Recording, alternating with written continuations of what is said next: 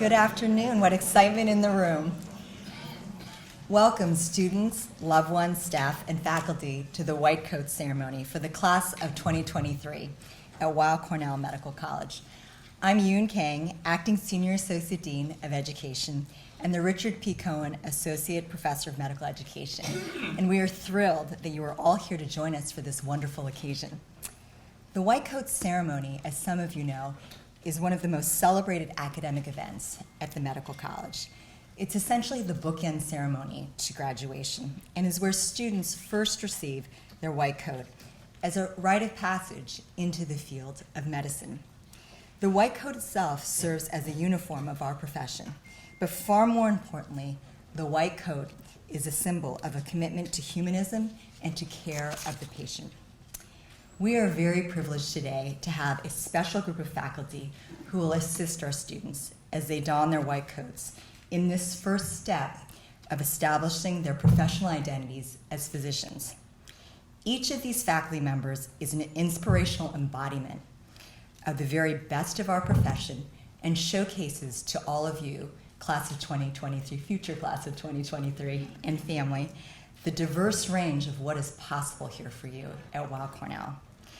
As I say the name of each faculty member, I ask that he or she stand for just a moment.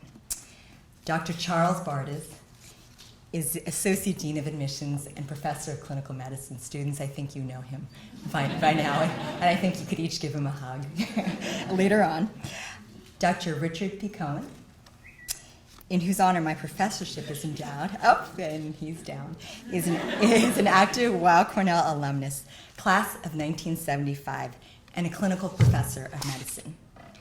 Dr. Ali Fine is the Associate Dean of Affiliations and Professor of Clinical Medicine and Clinical Healthcare Policy and Research.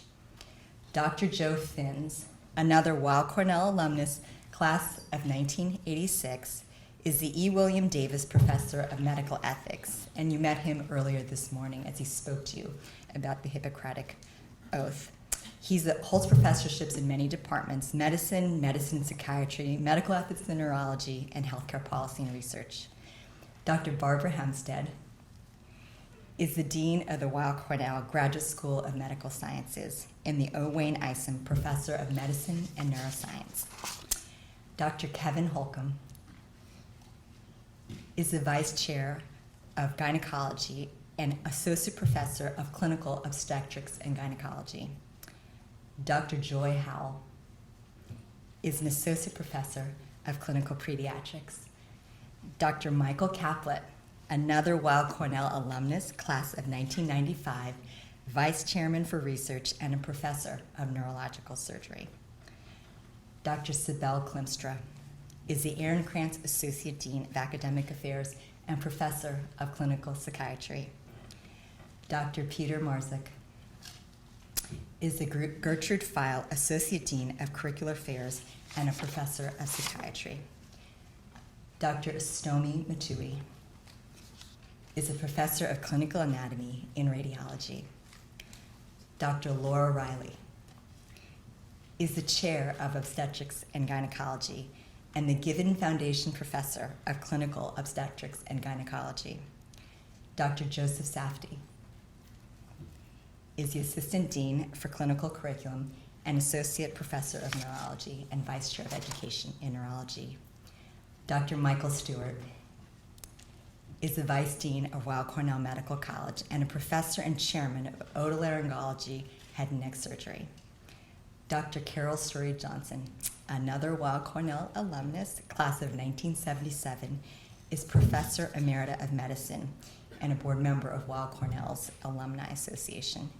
And last but not least, you know her well already, Dr. Zaina Sepeti. You can stand, Dr. Sepeti. You get to stand too. Is the Associate Dean of Student Affairs and Assistant Professor, of Medicine. Could we give our coders a round of applause?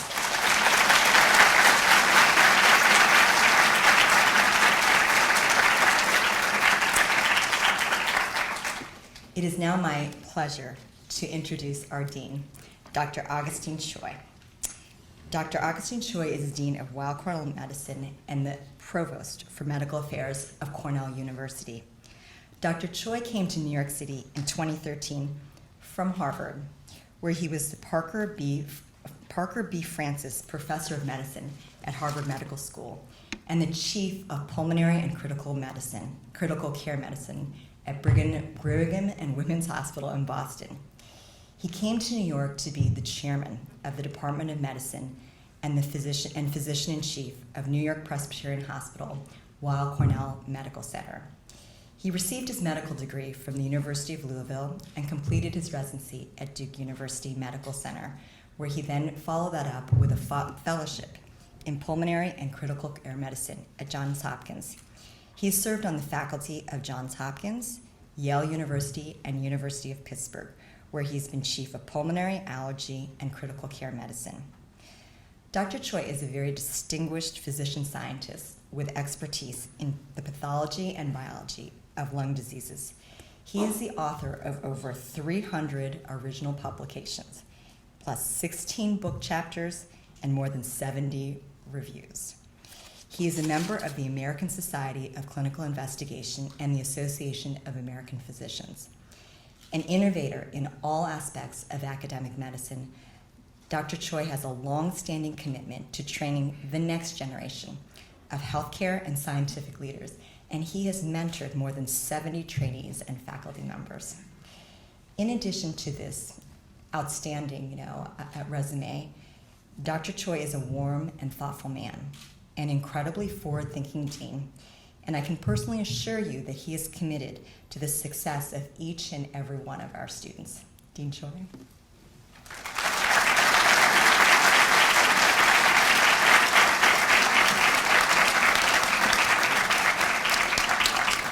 Thank you, Dr. Kang, and good afternoon, everyone. So I'm most honored to welcome all of you to Weill Cornell Medicine and to share this very special occasion with our new students, family members, and friends. Today is indeed a very exciting day. It's a huge milestone for our students and for the many people who supported them along the way. You have worked extremely hard to get to this point, and you've earned a place in the class of 2023 because of your outstanding accomplishments. But you're also here because of your DNA, your altruism, resiliency, your curiosity, your integrity really fits into the ethos and culture of Weill Cornell Medicine. We are confident that you have what it takes to become thoughtful, compassionate, and caring doctors. We're so happy they chose Weill Cornell Medicine. Congratulations to everyone.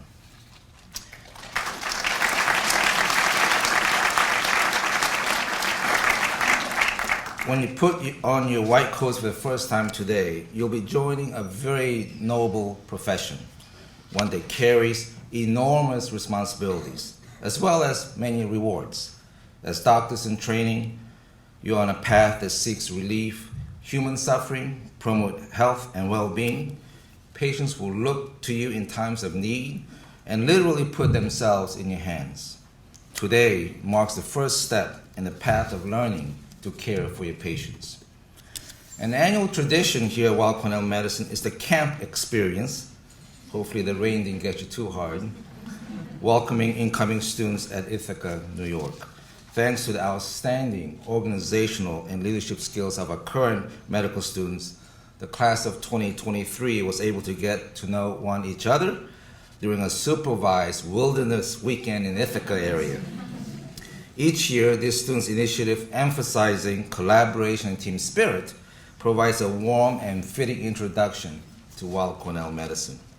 As you probably discovered by now, the class has an extraordinary diversity of backgrounds. You have residents of 22 different U.S. states, China, Israel, and yes, the Northern Mariana Islands. And if you're like me and your geography of Pacific Ocean is a little kind of rough and distant, it's right north of Guam, according to Google Maps. 53% are women. Women wins all the time.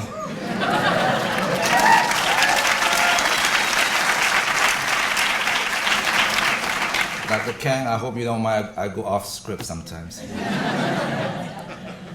And 23% are from groups underrepresented in medicine. We are very proud of that. Collectively, you attended 49 different undergraduate colleges. Wow, just think about that, 49. Class is only 106. And 9 of you came from Cornell University. 9 of you have earned master's degrees. 1 is a Goldwater Scholar, and another is a Gates Millennium Scholar. So congratulations to all of you. Our class is truly global, with students born in 16 different countries. That's also very impressive, out of 106 students, and nearly 2/3 who are bilingual. 4 students are alumni of our summer research programs, including 3 who attended the Travelers Summer Research Program. We are celebrating the 50th anniversary of our Travelers program, and 1 of you took part in the Tri-Institutional Gateway to the Laboratory program, celebrating its 25th anniversary, both going very strong and very vibrant. As you begin your classes and progress in your studies, I encourage you to find a mentor. A mentor as a role model can help you develop your interests and provides guidance on balancing personal and professional responsibilities. You will all have advisors and trainers who will make you successful, but mentors do more than that. You can fulfill your potential if you have the right mentoring. They can help you navigate new situations, set and meet goals, and push you to reach your full potential. As you gain knowledge and experience, you can also be a mentor. You can share your insights and wisdom with those following in your footsteps. Make mentoring a priority as both a mentor and a mentee. It's a calling that you must and can accept going forward. You may discover a new capacity in yourself, and you might start to think about helping others, including patients, in a new light. The second tenet I'd like to review is diversity. I challenge you to be a champion of diversity. Diversity is essential to delivering better, more culturally sensitive care. When people with diverse backgrounds and perspectives come together, it increases the likelihood of finding innovative solutions to complex problems. As a future doctor, make a commitment to achieving social justice and equality for all. As I expressed to the graduating students a few months ago, diversity breeds excellence. Finally, I want you to think about social justice. Healthcare disparities is a huge challenge we must confront. We must do all we can to accept the challenge and to overcome it. And that adds to adding not only social justice, but understanding the social determinants of human diseases, which are becoming so important among our patients. Finally, we know that you'll be stretched in different ways as a medical student and will face a variety of unfamiliar challenges. Please remember that the Dean's Office, including myself and the education leadership here, your teachers, your staff, and your peers are all here to support you. It is important to do well in your studies, but it's even more important for you to maintain your health and well-being. Take advantage of the Weill resources available to you and reach out if you need to talk. Take advantage of New York City. You're just footsteps away from East River. Nice walk or nice jog. You're 20 minutes walk to Central Park. You're 15 minutes door to door from Olin or Lasden through the 2nd Avenue subway to Carnegie Hall or the shows. Take advantage of that, and much more in New York City. So in just a few weeks, the Weill Cornell Medicine is proud to be hosting its first ever national conference on medical student mental health and well-being. The AAMC is co-sponsoring this conference with us, and more than 30 leading experts and approximately 300 attendees will convene to identify innovative approaches to supporting student mental health and fostering resiliency. All Weill Cornell students are invited to attend if your schedule permits, and it will be free of charge.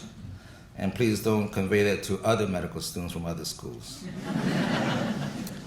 Again, I'm delighted to welcome each of you and every one of you to our institution. We'll have opportunities to speak in smaller groups over the coming months.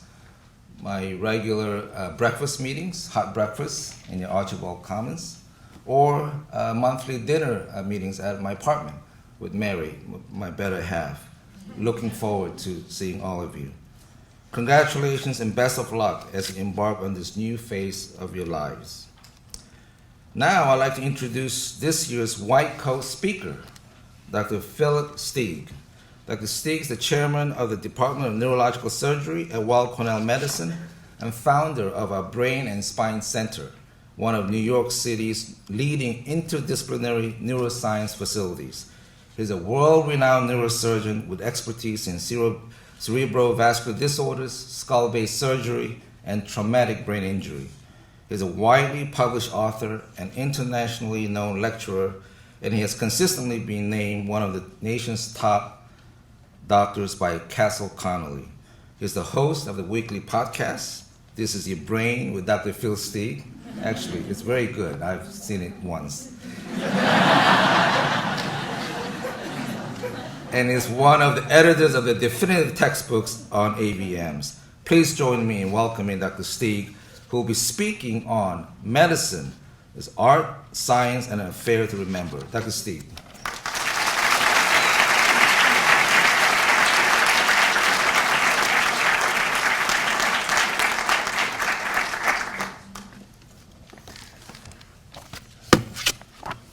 Augustine, thank you very much. As I sit here in front of this auspicious group, I'm particularly honored. Each one of them deserved to give this talk much more than I do. As Augustine said, it's a talk about art, science, and an affair to remember. Your parents remember this, an affair to remember. You might remember Sleepless in Seattle. That's how we'll try to tie this all together. Well, good afternoon to all of you, and welcome to this really auspicious event. Thank you for being here.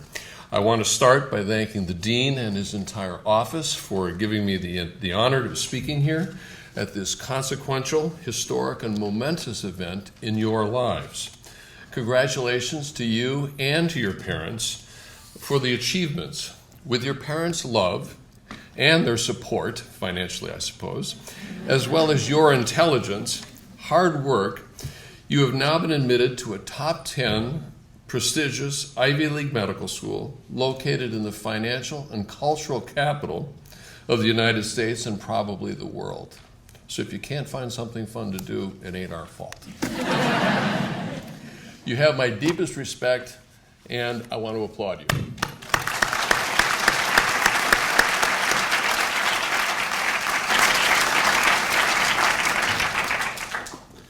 White coat ceremonies were established in 1993. Dr. Choi and I were just commenting when we got to medical school. They said the store is that way. Go buy your white coat.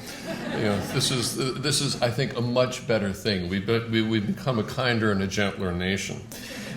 It was initiated by Dr. Arnold Gold. The iconic ritual emphasizes the importance of compassion, collaboration, and scientific excellence in medicine. Dr. Gold passed away in 2018, but he left a legacy in child neurology that embodies and exemplifies these characteristics and most certainly personifies the essence of the Hippocratic Oath, which you'll be taking later. The spirit of this event is to recognize the honorable craft upon which you're about to embark and to reflect upon the complexity and significance of your decision. Over 52,000 students apply and 21,000 matriculate into medical school annually. As your journey through medical school progresses, most of you will become physicians. As a matter of fact, Weill Cornell has produced the highest proportion of academic physicians amongst all medical schools. Moreover, we are committed to science, as evidenced by Weill Cornell producing the largest percentage of MD, PhD graduates, some of them in my department, and we're proud of them. So yes, many of you will become physician scientists. Beyond that, some of you will go on to become chairpersons, directors of laboratories, get into medical administration such as deanships and hospital administration. I've had residents go on to business, politics, medical education, and some notable authors, and maybe one of you will become Mehmet Oz II. But always remember, medicine is a noble profession. It is difficult, time-consuming. Your college classmates are off on Wall Street now making over $200,000 a year. I get that. But medicine is rewarding, it's stressful, all of these things. To the best of your ability, you need to embrace all of them, even the difficult parts, because they are all part of the nobility. The diversity of options available to you with this training is invaluable, and you need to be open to discovering your gifts and talents. And to those of you that go into diversified fields, this, in my view, should be booked as personal enlightenment and to be supported within the medical community. The opportunities within medicine are also equally diverse and will present you with individual challenges when selecting a subspecialty career path. As I like to refer to them, the cognitive sports like research, internal medicine, neurology, radiology, and pathology attract a very different personality sort and skill set than interventional sports such as surgery, neurosurgery, interventional cardiology, radiology, and cardiac surgery. As you go through medical school, explore and examine the personalities, the lifestyles, and the skill sets needed to pursue these subspecialties. You will find our faculty most receptive to your mentoring.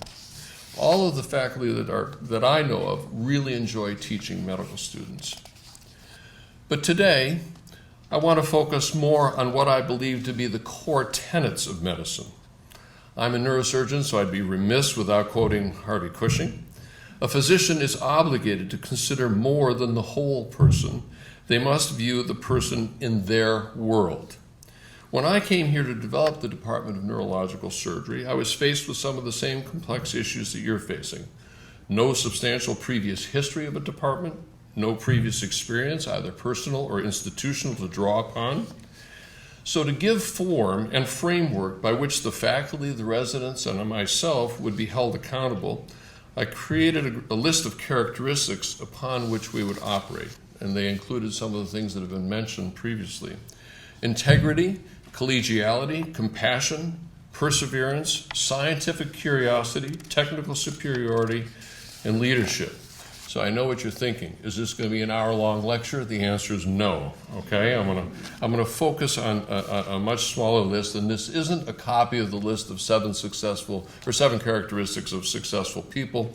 As Dr. Caplet will attest, this is a list that we came up with when we were trying to think about what we wanted to form as a department, what we wanted to be identified as. So I'm really going to talk upon the characterologic issues, as these will be more important to your success and happiness throughout your life and your profession. Your innate intelligence, unless you're shooting for the Nobel Prize, based upon your previous academic accomplishments, should not be a limiting factor in your success here at medical school. Integrity is the firm adherence to a moral or artistic code. I believe deeply connected to our doctor-patient relationship, synonymous with character, decency, goodness, honesty, probity, righteousness, and virtue. It is the core value we need as physicians in our daily interactions with patients, other physicians, nurses, and all support staff. There are many examples in history and today in the news where this state of goodness is forgotten. It is essential in all aspects of life. Dwight Eisenhower, Allied Forces General and past United States President, stated, "The supreme quality for leadership is unquestionably integrity. Without it, no real success is possible." I'm sure your parents have and continue to try to instill this virtue in you. That being said, the most common cause for failure in medicine is due to a lapse of integrity.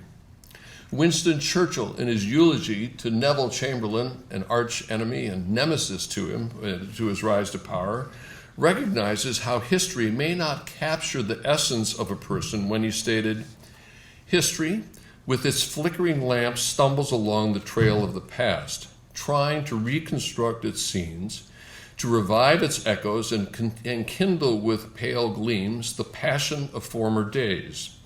What is the worth of all this? The only guide to a man is his conscience. The only shield to his memory is the rectitude and sincerity of his actions. It is very imprudent to walk through life without this shield, because we are so often mocked by the failure of our hopes and the upsetting of our calculations. But with this shield, however the fates may play, We march always in the ranks of honor. In this day of global internet, Facebook, Twitter, and LinkedIn, the distinctions between right and wrong are often blurred. And the expression doing unto others as you would have them do unto you might always not keep you in good stead, as like-minded people can aggregate, sometimes to society's detriment, as exemplified by extremist groups via the internet. Remember, we are here to add what we can to life, not to get what we can from life. In addition, Osler stated, "He who studies medicine without books sails on uncharted sea, but he who studies medicine without patients does not go to sea at all." Listen to your patients. In my life, I have learned and changed, I think for the better, as a result of them. You will find that they care for you as much as you care for them. There is no other field like this, and I hope that you can learn to love it as all of us have. Collegiality, the cooperative relationship of our colleagues, is my way of succinctly stating that you need a high emotional IQ in the workplace. We are all experienced in recognizing people that can't lead because they can't get along. Without collegiality, you will have a difficult time getting people around you, patients, other physicians, nurses, support staff, to help get the job done. Ruth Bader Ginsburg states, "Collegiality is critical to the success of our mission. We could not do the job the Constitution assigns to us if we didn't have collegiality." The environment around us has become extremely partisan. We can't let that seep into our caring for our patients. Somebody will, at some point in your life here, say something that you don't agree with. My advice is get over it. Care for the patient. If the comment or action was inappropriate or incorrect, first, speak to the person directly and privately. Hopefully resolve the issue. After 40 years of working in academia, which is a hard business, most differences I have found are resolved at this level. Obviously, some comments or behaviors are so egregious or persistent that you have to move on. So secondly, you would take it to a senior member for further discussion. Common sense approaches to many issues will lead to resolution, often most effectively. Social media may amplify and make personal misunderstandings more difficult to resolve. Not a smart place to start. So aside from a cure, what will you as a physician offer most to a patient? I would submit that is hope. Sympathetic consciousness of others' distress with a desire to alleviate it, or in other words called compassion, is the most effective means to provide hope. When I first meet a patient, I spend 15 minutes talking with them really about nothing about their disease, but who are they? Are they married? Are they single? Do they have children? Do they have hobbies? Do they like sports? What daily activities? What are their pleasures? What are their stressors? And then we finally get into what they're there to see me about. I form a relationship with the patient. It doesn't take long as you give them eye contact and you're forthright. This will allow you to phrase your questions and also your opinions in a fashion that, number one, they will understand, but because they like you, they might actually listen to and take your care. You can be your patient's friends. They will often give you the diagnosis. Compassion with colleagues is also important. Notice them, recognize a change, listen to their stressors. A smile, hello, or have a good day goes a long way.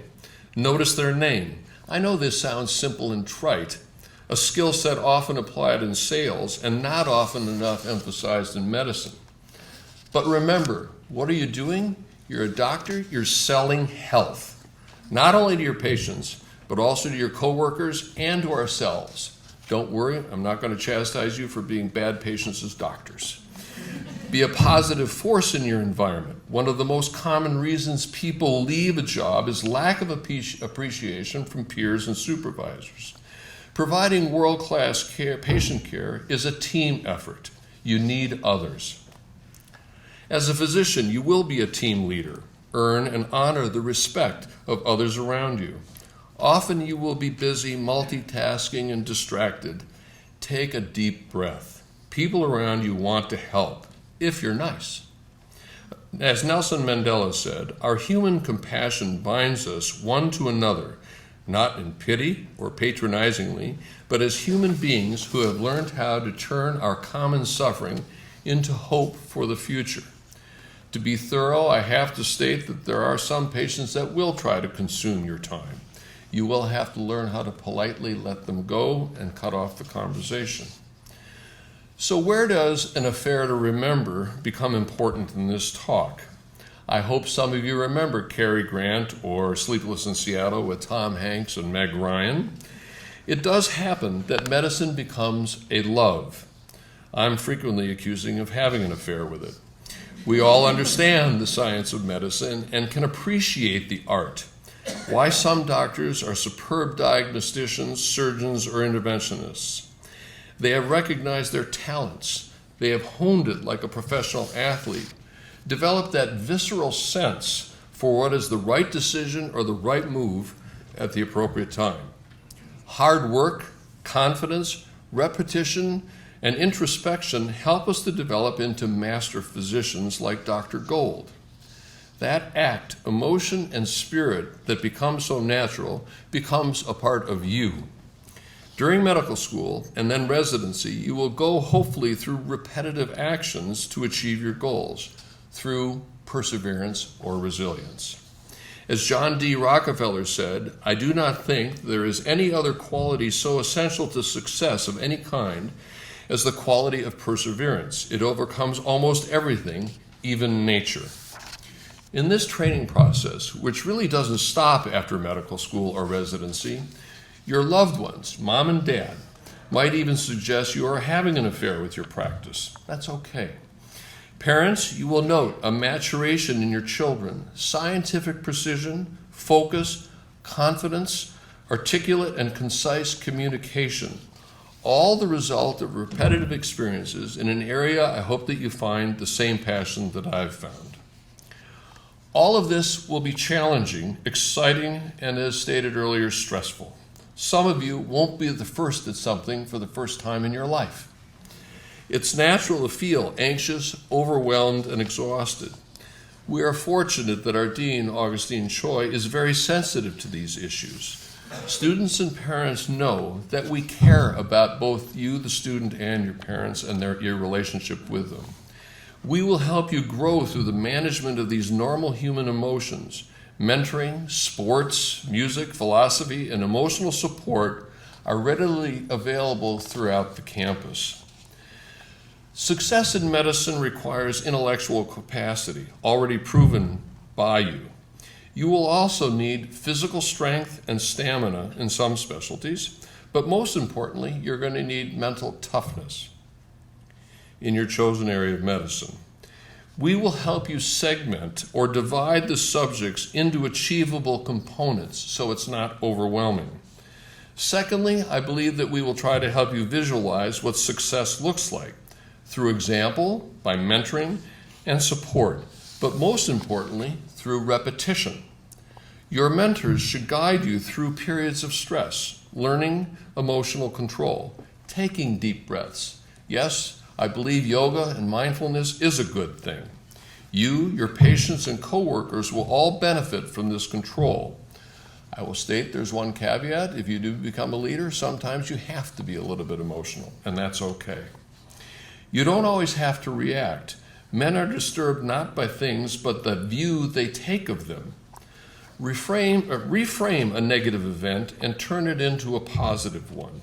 When things are going wrong, look for small victories, not necessarily related to the problem, as Dr. Choi noted. Take a run, watch the sunrise, go see Central Park, hop on the subway. Look at the diversity in your class, and the most amazing thing to me is the diversity in New York City, and amazingly how well we all get along. This is good for your morale, and it'll be good for the people around you. Finally, find your tribe or your social network and your necessity within that group. Humans don't mind hardships. In fact, we thrive on them. What we do mind is not feeling necessary. Modern society facilitates isolation. We are social creatures. Find friends and your role in that friendship. You will be fulfilled. In summary, I urge you to ponder on integrity, collegiality, compassion, and perseverance. Find yourselves where you can grow and expand. Find for yourselves where you can grow and expand these virtues personally and as a group. Again, congratulations to you all. It is my hope and prayer that you will find medicine, other students, residents, mentors, and most importantly, your patients, the insight into your intellectual and spiritual soul that will enable you to continue to grow throughout your life. Welcome to the family of Weill Cornell Medicine.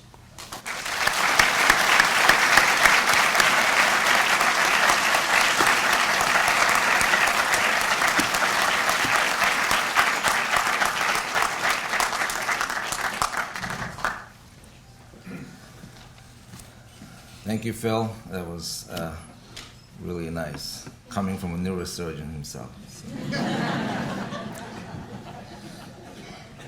In our profession, it is an ancient custom that no one may be admitted into the ranks of physician who has not first expressly accepted his responsibilities as set forth in an oath. At Weill Cornell, as in many other medical colleges, we use an oath that bears the name of Hippocrates. In the 2,000 years since its creation, the Hippocratic Oath has been revised many times to reflect changes in the practice of medicine, while remaining faithful to its fundamental values.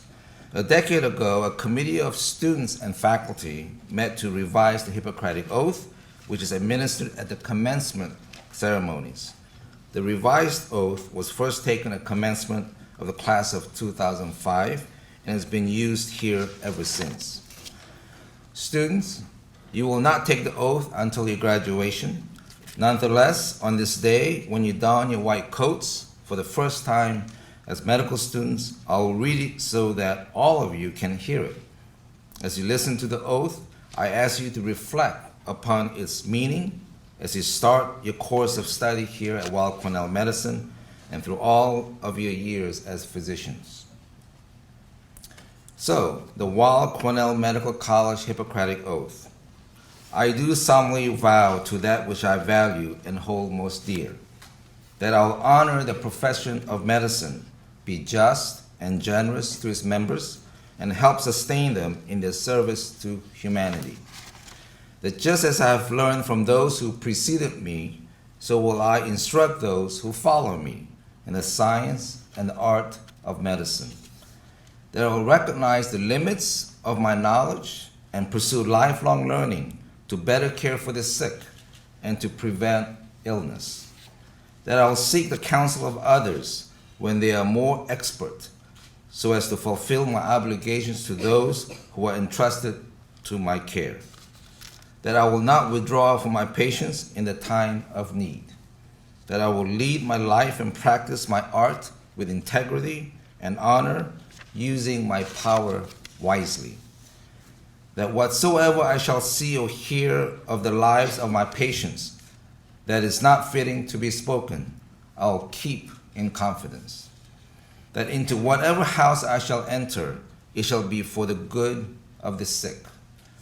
That I will maintain this sacred trust, holding myself far aloof from wrong, from corrupting, from the tempting of others to vice. That above all else, I will serve the highest interests of my patients through the practice of my science and my art. That I will be an advocate for patients in need and strive for justice in the care of the sick. I turn now to my calling, promising to preserve its finest traditions with the reward of a long experience in the joy of healing. I make this vow freely and upon my honor. I'm thrilled to welcome you into the Weill Cornell Medical College family as students and as physicians of the future. I would now like to invite Dr. Charles Bardis, the Associate Dean of Admissions, to come to the podium to read the names of each group of faculty coders and the group of students who will come to the front of the auditorium. Our faculty will help our students don their white coats, and they will also receive the stethoscopes. Dr. Bardis.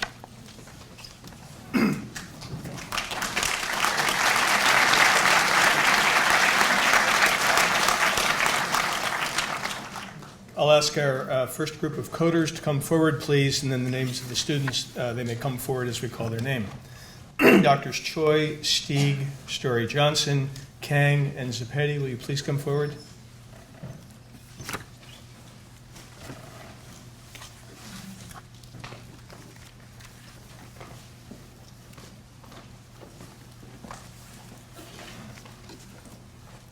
Rachel Abramson, Ganiat Alakyu, Kwabina Amankwa, Anita Amin, Rachel Arneson.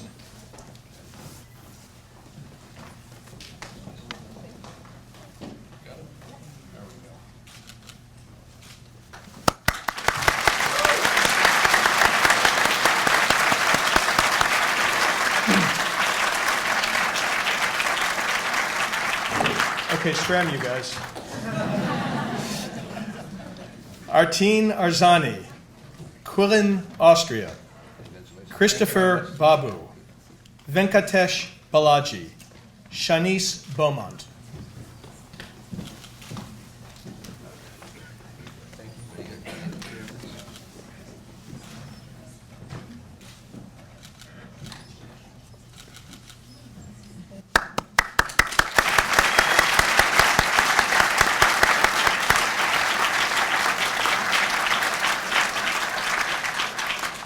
Grant Black, Taj Blow, Edward Bowen, Brendan Bratton, Catherine Broderick.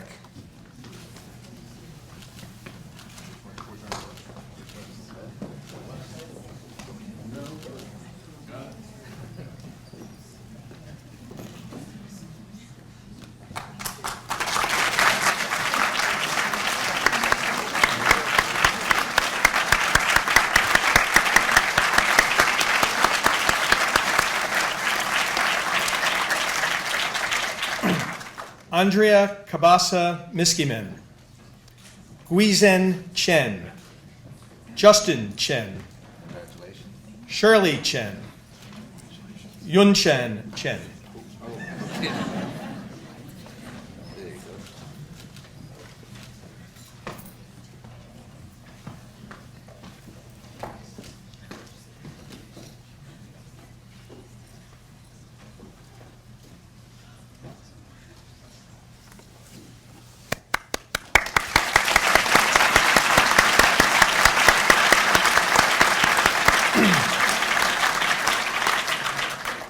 Candice Chien, Alfred Chin, Kayla Cohen, George Corpus, Indrani Guzman Das.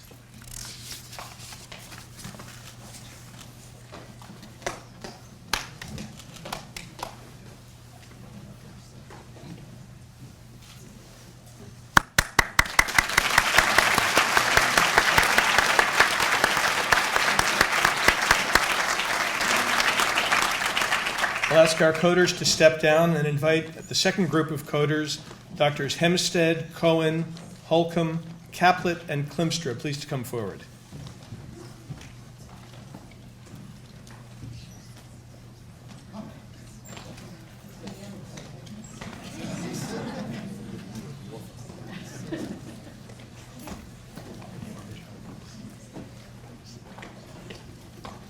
Leila Tanmoy Das, Rena Davidson, Andrew Divino, Alana Din, Shabnam Egbali.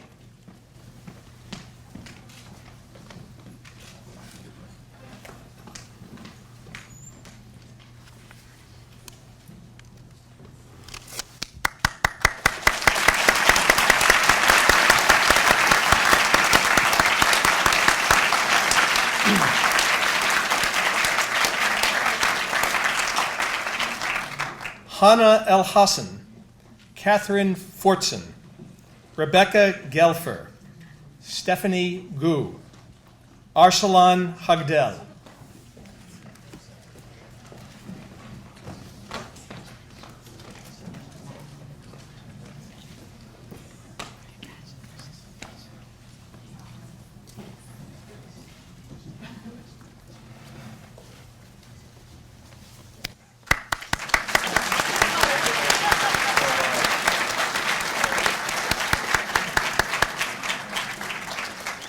It's not as easy as it looks.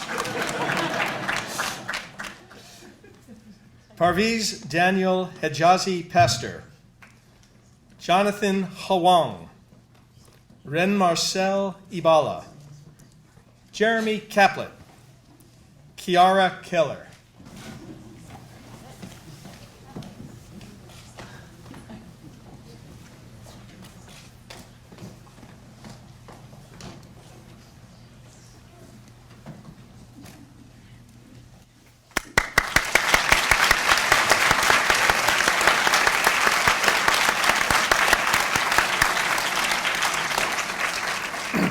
Alexander Kelly, Tyler Kilnani, Junghoon Kim, Carla Kim, Michael Kim.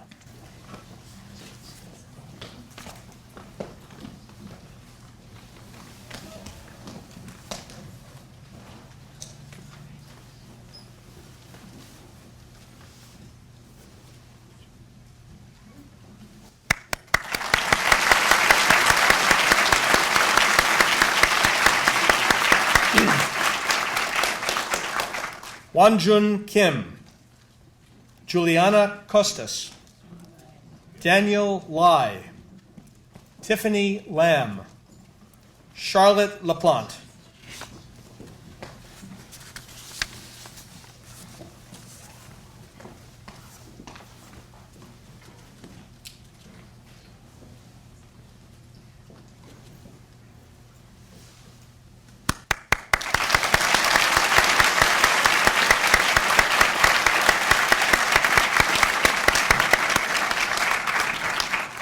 I'll ask our coders to step down, please. Our third group to come forward, Doctors Finn, Matui, Zapetti, Riley, and Kang.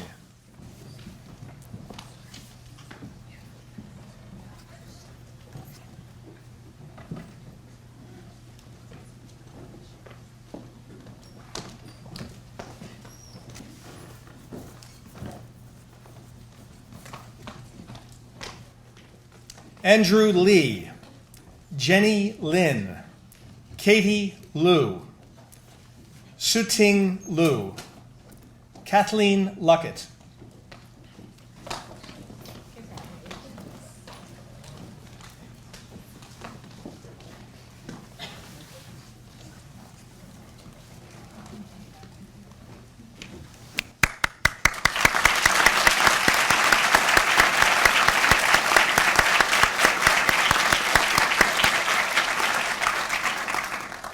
Omri Mayan, Cheryl Mai, Victor Manin, Alexander Marta, Lisa Magari.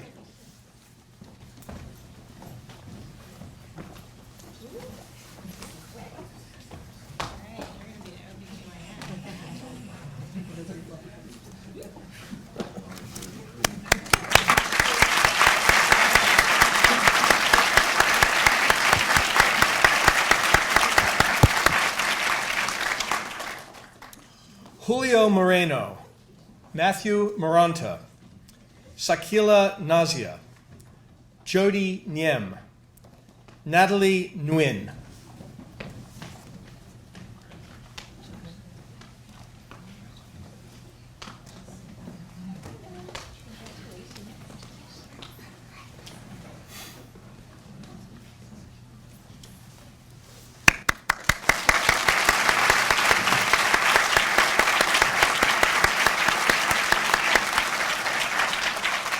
Sophia Norman, Kiri Olson, Ikenna Onyekawere, Chisom Orakwe, Christine Paik.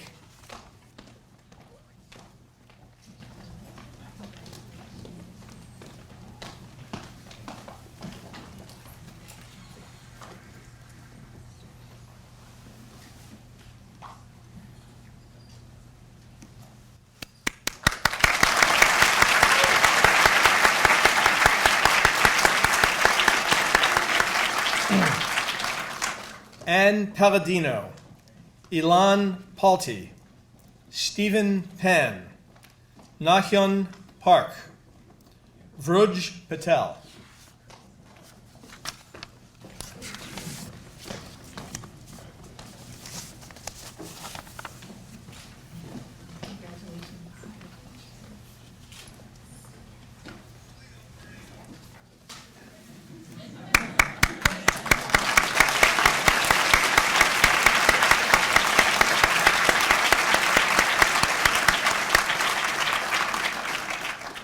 ask our coders to step down and invite the final group of coders to come forward. Dr. Stewart, Howell, Safdie, Fine, Marzik, and Klimstra.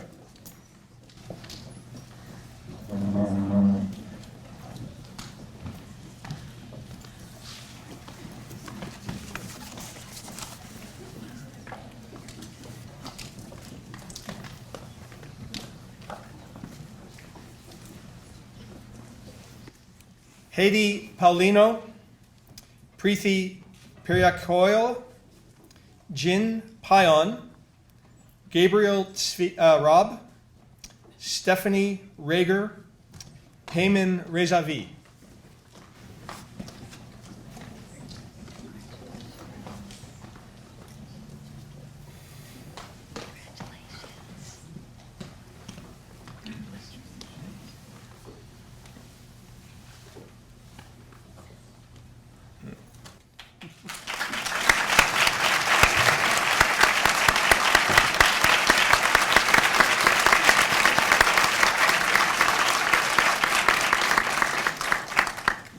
Daniel Restifo, Rowan Roy, Rachel Sagunti, Ajeline Sahagun, Hector Fernando Salazar Martinez, Rika Zegal.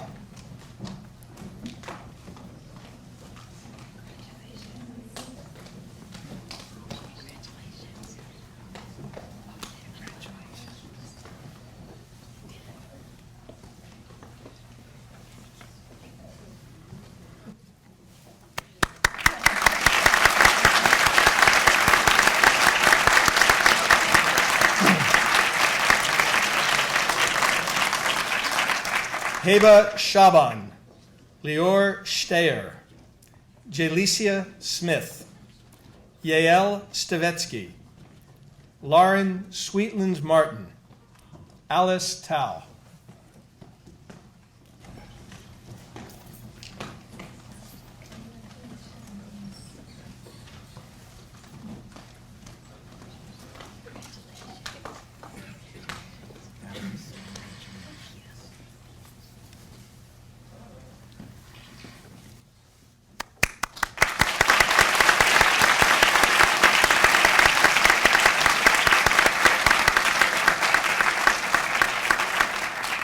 Jacob Thomas, Jacqueline Tron, Miguel Tusa Lavieri, Mercy Ude, Daichi Wang, Jade Wang.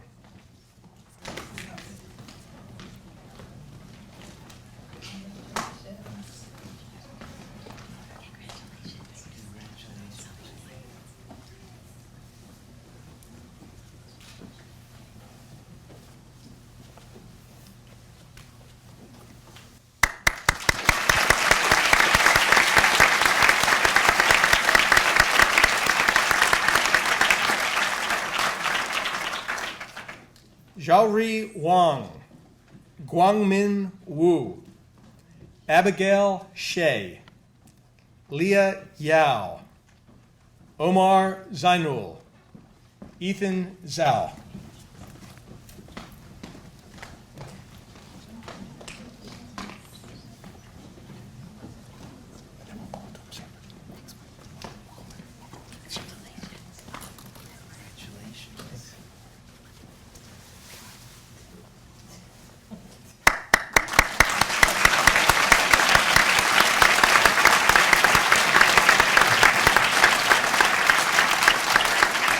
And our coders will please step down.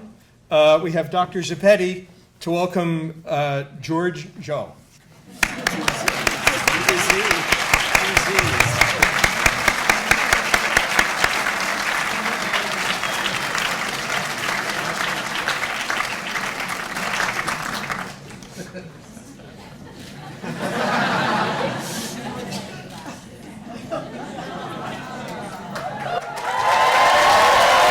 Class of 2023.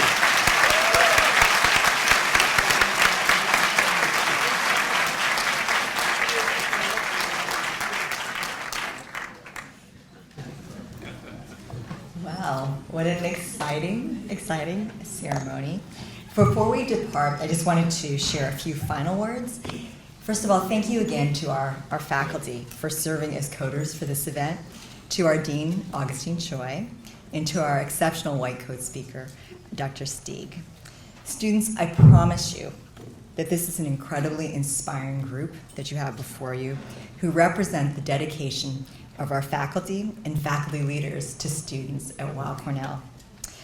Thank you to the staff in medical education events, and external affairs for your efforts in making the white coat ceremony such a wonderful occasion each year. A heartfelt thanks as well to the Moss Family Foundation for the coats and for the stethoscopes, given in honor of Dr. Paul Miskovitz, clinical professor of medicine and an alumnus of Weill Cornell Medical College from the class of 1975. This ongoing commitment to Weill Cornell students serves to strengthen our Weill Cornell family. Thank you as well to the loved ones who are sitting here today who've supported the aspirations of our students. We know that they would not be here without you. And finally, one more welcome to our students. You're an amazing addition to Weill Cornell Medicine. Please remember that although the white coat is the uniform of our profession, as we talked about this morning, there will not be uniformity in what you each do. You, members of class of 2023, you bring an unparalleled combination of diversity of thought, experience, intellectual firepower, and unlimited curiosity to Weill Cornell, and we are committed to you. You are the future of medicine. Please join me in one final round of applause for the future class of 2023.